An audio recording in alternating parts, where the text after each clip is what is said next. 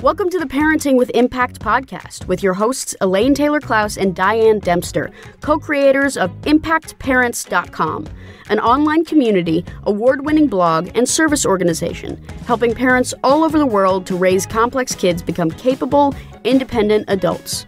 Hi everyone, Elaine and Diane here, and we know that you want your complex kids to grow up to be happy and independent, and yet you're not always sure how or when to help with that. In this podcast, we'll encourage you to collaborate with all kinds of complex kids and support them in navigating life and learning. And we'll interview leading experts from around the world, as well as parents in our own community, talking about how training for parents actually helps these complex kids. We'll talk about the issues we hear parents struggling with all the time and how a coach approach can support and empower your amazing young people. We won't tell you what to do. We're going to help you figure out how. So let's move on to the next conversation.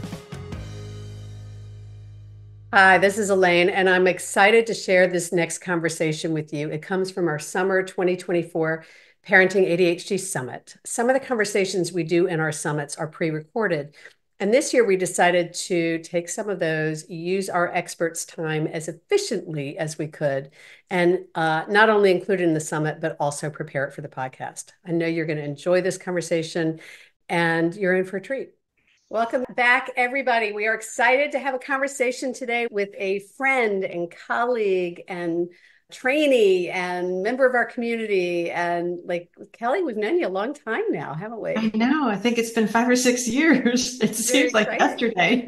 It does seem like yesterday. Yeah. So welcome, Kelly Blitz, for a fabulous conversation about procrastination. Hello, and thank you for having me. So excited to be here. This is such a topic. I mean, parents are always asking the question. It's like, my kid is always procrastinating. Like, I'm sure you get it as well. Where do we even start? I know. I think the reality around it is due to the brain and the wiring, there's always going to be some procrastination. We just don't want it to be the default.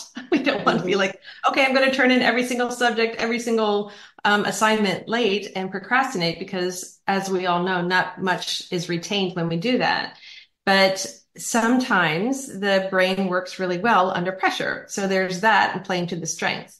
But Well, I want to set the context of, and right now for most of us, many of us listening are in summer. And so it's not about assignments necessarily or learning. It's just about like getting the stuff done of life.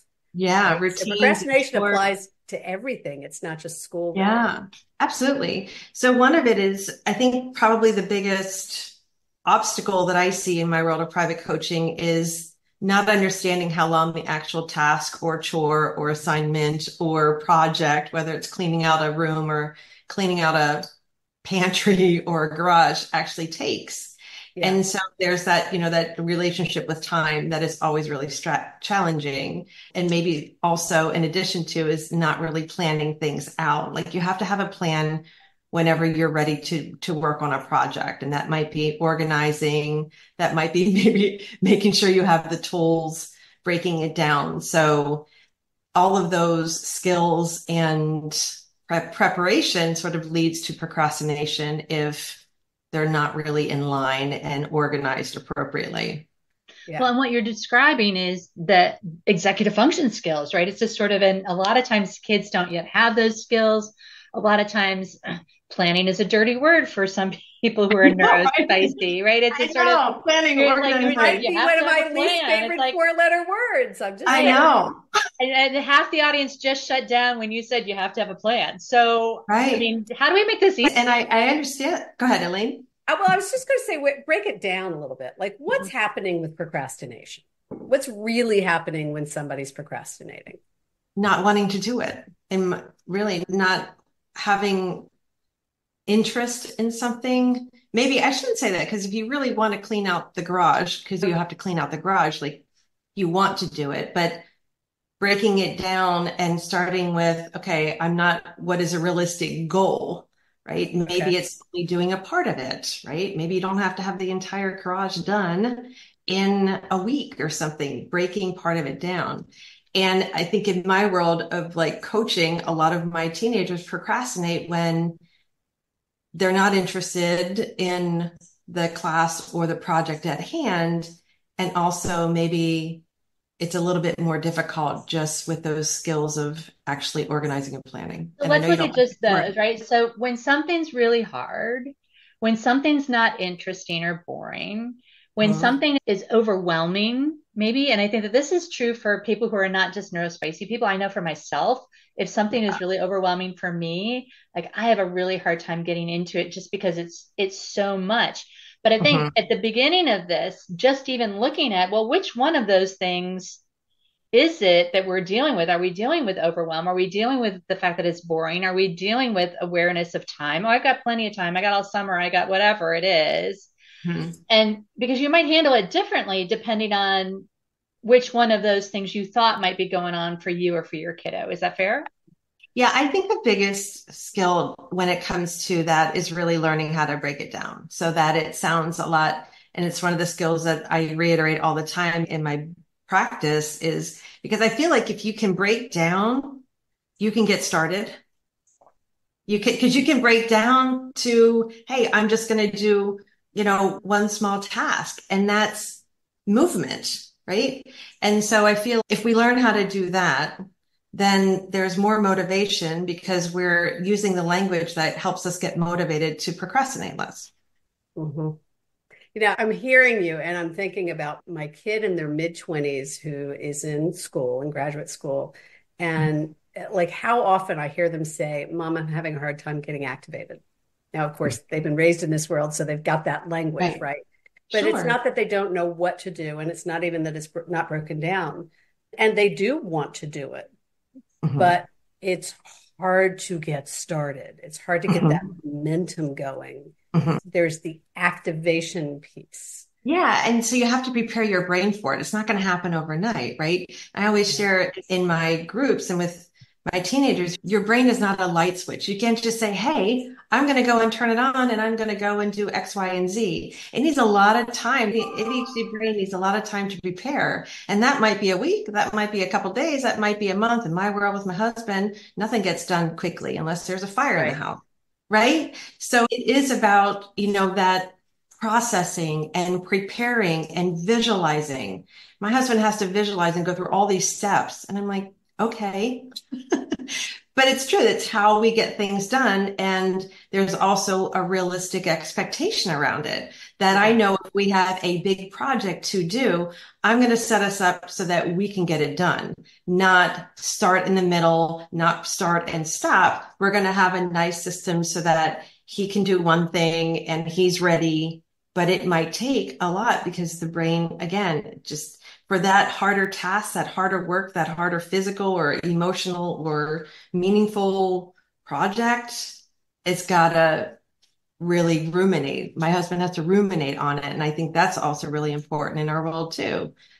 Is to allow something the time that it needs. And that just because Mhm. we might be able to do it really super efficiently doesn't mean that's how our kids or partners are going to Right. necessarily do it. Right. And I think that can be really frustrating for neurotypicals as well, because, and I mean, I'm used to it. I live in a house with neurodiversity. So I know that I've already, 3 months ago told my husband after the US Opens here, we're rocking and rolling on the garage. So he's had 2 or 3 months to start getting his head around it. And I'm planting seeds along the way. I just said to him, remember in 2 weeks, 2 weeks, So right? we And we it's call this important to breadcrumb. We call it breadcrumb like conversation. planting Like seeds. drop the breadcrumbs, plant the Yeah. seeds, right? Yeah. Planting seeds. I'm like, here we go.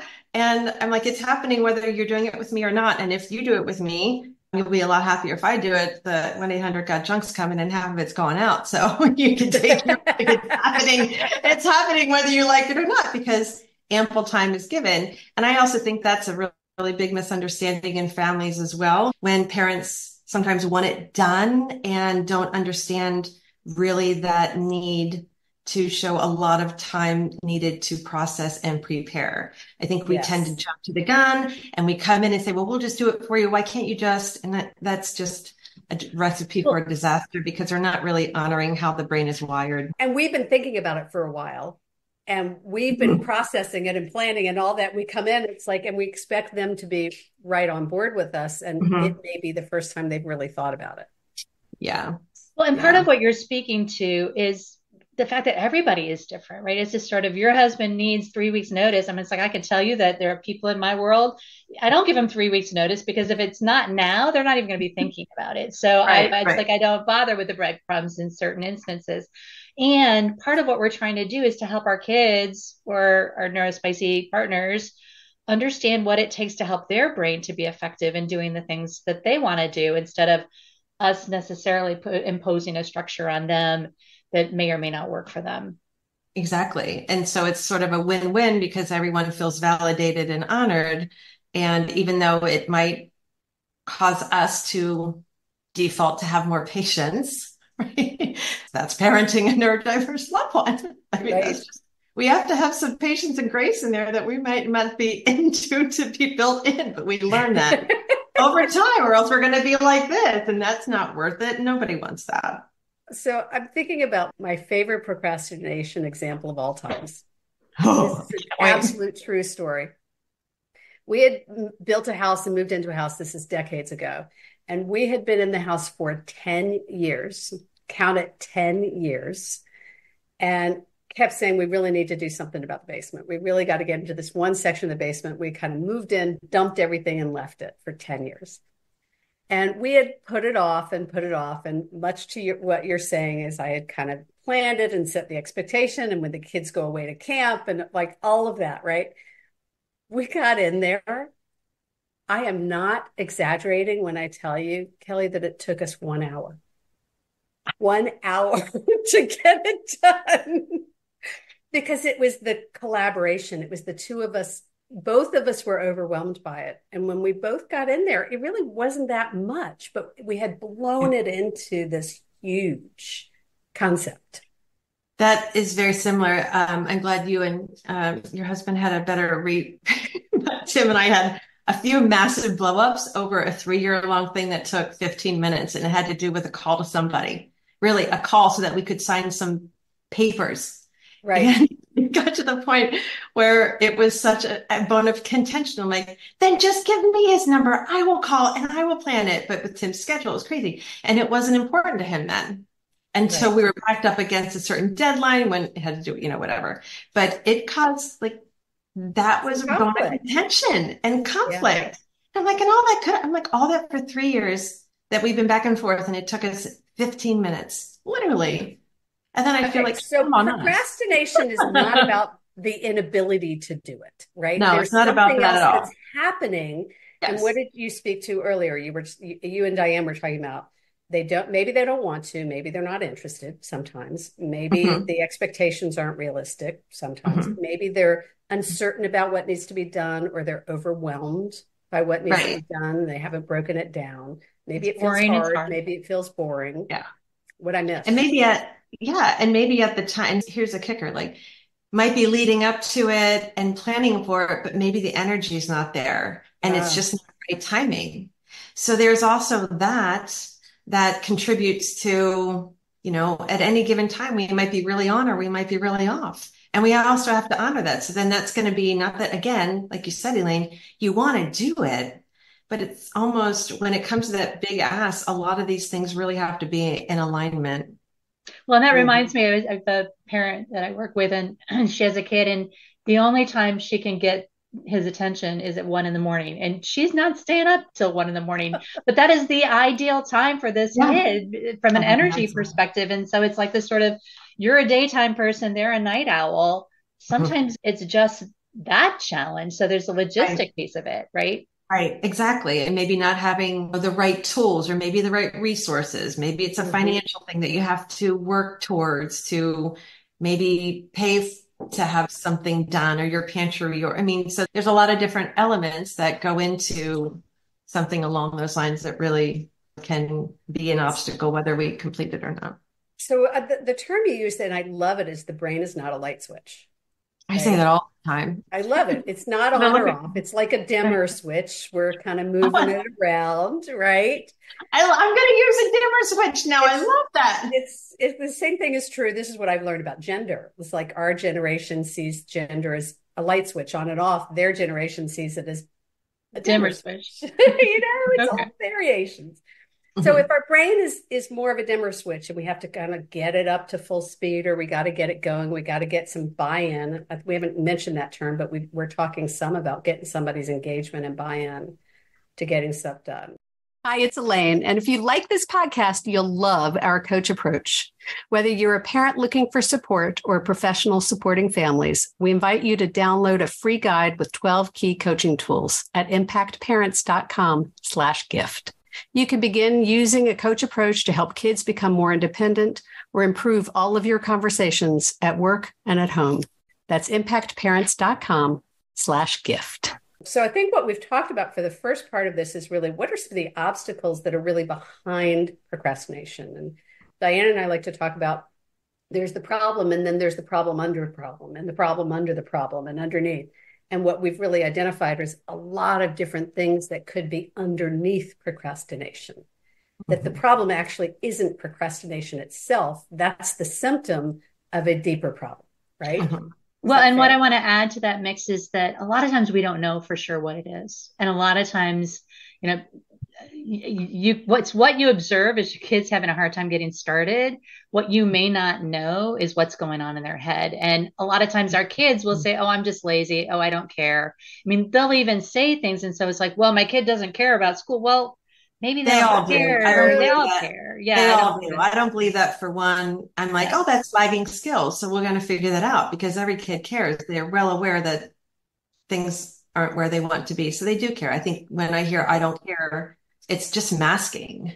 Yeah, it is some indication. Or I mean, sometimes they do. They give up on themselves. But sure, certainly we don't want to be the ones surrendering to that, right? Right. Well, there's a lot of, unfortunately, self-sabotage. There's a lot of stories or a mindset, right? The black and white thinking, I've never been able to complete a project on time, therefore I'm never going to be able to. And like you said, it's like sort of breaking some of those mindset cycles. That takes, that is definitely not an easy fix, but they may not have a positive experience around something that they're trying to do. So that's just sort of that story reel going on. And a lot of these teenagers, and we as well, like we overthink. And we can get in our own way of actually our own success, depending on what we're telling ourselves, right? So trying to attach a meaning behind, like, why do I want to do this? What's important for me? What is my why? Why do I want to turn this in on time? Well, if I turn it in on time, my grade's going to be X and I'm going to have one less thing to do. Or why do I want to organize that part of what if we use the example of cleaning the room? Okay, because one of the things we hear from parents all the time, besides my kid won't brush their teeth, is I'm trying to get my kid to clean the room. So let's use that as a framework for dealing with procrastination. How would you tackle that? This is because I hear this all the time because it's a parent grief. And what I would say is a couple things that probably aren't as popular, but we as parents want our kids' rooms to look pretty decent, but it may not be a value for them. They may not care if they have towels on the floor, if maybe their things aren't hung up the way. And so part of that is reestablishing expectations that, again, uncomfortable for parents because they're saying, well, I want you to care about your room. And the teenager doesn't necessarily share that same belief. That's one thing.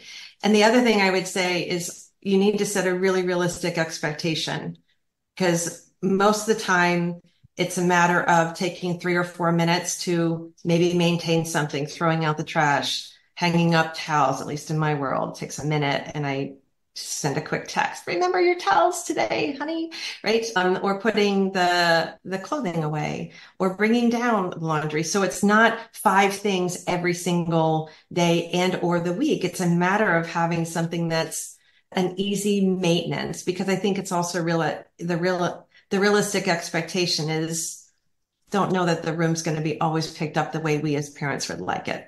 No, well, and what you just described is that taking it down into smaller pieces, because a lot of times when you say clean your room, it's like you look at the room and you're like, whoa, that's enormous. That's so many different things. I don't even know where to start. And what about this? And oh, wait, there's that thing that I haven't seen in 3 months that I've been looking for. And all of a sudden it's got my attention. And so what you just described is let's just do the towels, right? It's just sort of your kiddo might need you to help them divide it into smaller pieces, or Like I use the word scaffolding, right? It's this sort of, it may not be realistic to just give them everything, but it's just, maybe you do it with them. Maybe you give them a smaller piece, but you're I know. adjusting the expectation and the work based on something that feels more digestible for them. Yeah. And you have to be specific and detailed. It's like telling your kid to go study. What? Right? They haven't really been taught how to study, if I may. So when I share with my parents, you have to say, pick up your clothing from the floor and put it in the bin today. Pick up your towels and hang them, right? Bring your laundry down. Make your bed. We have to be specific because, like you said, if you go and say clean your room, nothing's going to happen because they might pick up one thing and think it's clean. That's how their sweet brains with it. At least that's how my son rolls. He's like, well, I put my water bottle in the trash can. I'm like, well, let's look at all the other water bottles that are there. Right. And so as I hear you say that, I heard you say two things. There's reestablishing expectations, which is kind of modifying our own expectations. And then there's setting realistic expectations. And that's where you move from director into collaboration with them, right? It's really helping them. There's the directing them to lift your towel, bring in the food, the clothes, the bowls, whatever. And then then it's about enrolling them in the process, right? So talk a little bit about how parents can move out of director mode, as we call it, and into a more collaborative way. So these kids aren't just doing the job, but they're actually learning to do it for themselves or how. Yeah. And like you said, it's a wonderful way to collaborate because our teenagers, they want control, right? They want freedom. Yes. They want the control. So a great, question to say is, what do you have the capacity for today? When it comes to your room, we want to just work on maybe one thing for a couple minutes. What would that be for you today? Right. And continuing, because we know how long it takes to, make these habits. It's not going to happen overnight again. Right. The brain isn't trained to, just because I picked it up 2 days this week doesn't mean it's going to happen next week. Right. So having these consistent, hey, what's your 1 minute or your 2 minute thing today for your room? What would you like to do? And they might say, I'm just going to put my trash from my desk and put it in the trash can. Or I might just bring my trash down today. Perfect. That's great. Appreciate it. Love you. Boom. Text. And it can all be via text, by the way. Sometimes we do more talking than we need, but I have found that texting really works because then they have it, they see it. They can't say you didn't tell me, one of those things. But it is really about establishing, one simple, easy to maintain thing each day or 3 times a week. So, well, and you brought in a variable here, Kelly, that I hadn't really thought about explicitly, but it's just sort of, as parents, we're really trying to help these kids develop habits, right? And it takes like the science, like 20, 30 days to create a habit. And like the research says, micro habits, not macro habits. I mean, it's a sort of, if you're looking at the situation, we started talking about like dealing with procrastination. Now we're over here really talking about how do we help these kids to create habits? And it's that baby step part of it that's really standing out for me. Right. And therein, all the small things lead to the big things. You have to start small to get to the big habits, right? To make it second nature, to have that just, like I'm brushing my teeth, Lord willing, every day, right? A second habit for us. We're working on that with our teenagers, but it does take time. And when I'm working with my teenagers, if you do it twice this week and you didn't do it last week, that's a win, right? Yeah. We're slowly building that confidence because when they realize that it doesn't take as long as they're thinking, and P.S., they're going to feel really good when they can see that floor, or they're going to feel really good when their towels are picked up and maybe their clothing is nice and clean. That's a little win for them. So it is, in my book and how I coach, it's all about it's all about the little steps, baby steps, one thing at a time to get to that big win. And then over time, that is going to be second nature. Yeah. So many things come up as I'm hearing you say it, because we wanted to talk about getting started, but we also wanted to talk about getting finished, right? How do we help them cross the finish line? And you're beginning to speak a little bit about appealing to what's in it for them, right? Yeah. To the win for them, the strength for them, success for them, whatever you want to call it. So can we shift into completion and getting kids bought into completion? Right. How to hold them accountable, right? What do you need? And that's, again, this wonderful collaboration. I know this is hard for you. I know it maybe not be important for you, but what type of support do you need? And I think that's where maybe we don't communicate, we as parents maybe miss the boat a little bit by asking and saying, well, you need to do this, you need to do that, versus how can I support you in this? Yeah. Right. And they might say, send me a quick text at 3:15 so I remember. Right. That's a great parenting, because then they've got buy-in. They're sharing that they need help, which PS is not easy for these teenagers. And so there's that win, because then they want to hold themselves accountable. And remember, our teens don't wake up happy that they're going to forget something, or thrilled that they're behind something, or thrilled that they can't break something down. They're well aware of it. They're not doing this on purpose. They need a lot of support and structure and reminders. And that's not at all. Sometimes that's not really popular, because I know parents want to, I'm tired of reminding my teenager, but that's our reality. And I don't know that there's a time when you're going to get to a spot where you're not reminding them. You want to try and remind them less, right? 1 or 2 times, if I may, versus 5 or 6 in my world. That's a big win. So it's helping them when they say, okay, by the end of the day, I want to have my laundry brought down. Okay. Right. So, and that allows you as a parent to then move into, so how do you want to set yourself up for support. success? What do you need to help you make that happen? Right. Absolutely. But And they might that's presuming that they've bought into it in the first place. And that's really what I'm hearing you saying. Yeah. And I think they also, I mean, it's 1 or 2 things are going to happen. They're going to be like, no, I got it. I'm just going to set a reminder, or I probably need a reminder. Yeah. Yeah. So we need to start wrapping up this conversation, which is hard to believe, because it always goes so fast. Goes right? so fast, So, doesn't it? Kelly, tell people how they can find out more about you. Yeah, my website, you can find me at Teens with ADHD. Very authentic, very easy and authentic. And I'm on Instagram. My handle's Teens with ADHD as well. So awesome. And you have a gift, something that parents can download for free. Yes. It's an ebook and 5 essential skills that to support your ADHD teenager. Awesome. Thank you for Beautiful. that. Appreciate that. You're welcome. Beautiful. So, Kelly, as we get ready to close, what is it that we haven't talked about that you want to make sure we cover, or what did we talk about earlier that you want to reiterate? How do we wrap this up? Well, I think there's always a lot to say. That's a daunting question, as we all know, because we just want to talk about this forever.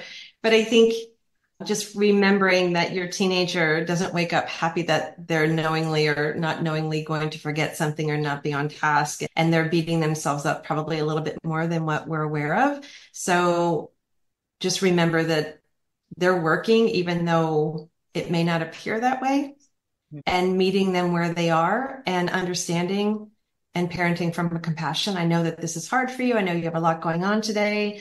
I know that this is not something you want to do, but I have found like a lot of validation just really bridges that connection and provides them an even safer place. And knowing that my mom and dad, they have me, they get it. This isn't easy for me, but they're not in a place of judgment. Yeah.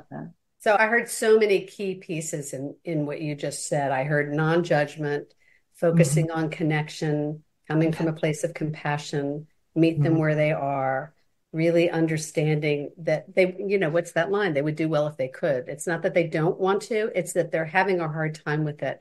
And, I can help them with that. I can support them through that. If I can understand that that's for real. And that means for us, y'all, we have to accept that they really aren't doing this on purpose. They're not. And they're really not.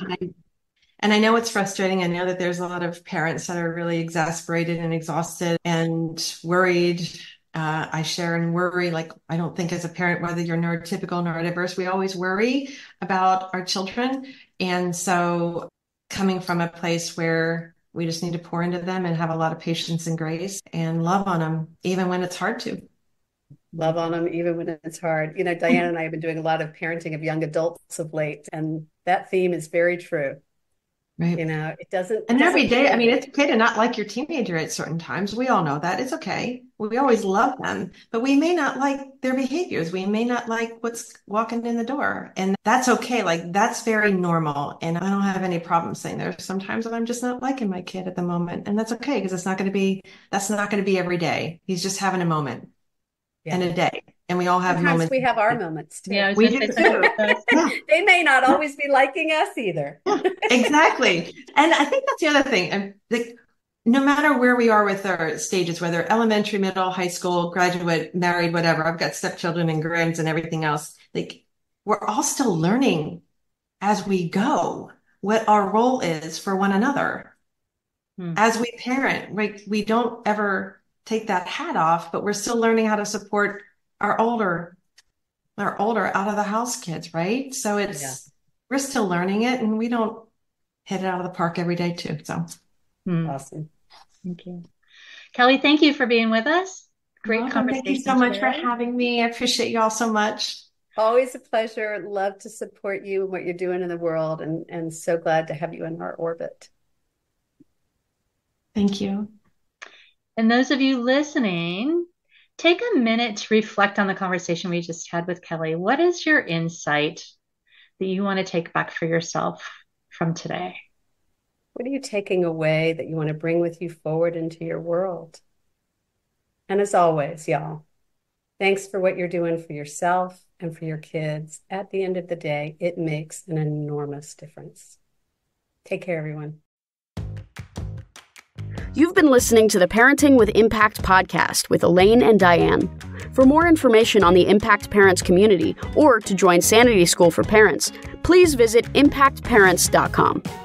If you like what you've heard, please share this podcast with friends who need similar guidance and subscribe wherever you listen to podcasts. For the essentials of Elaine and Diane's coach approach to parenting, download a free tip sheet at impactparents.com/podcast. Behavior therapy training for parents is actually recommended as a first-line treatment for complex kids. For information about Sanity School, our training program for parents or teachers, which has helped thousands of families around the globe, visit impactparents.com/sanityschool.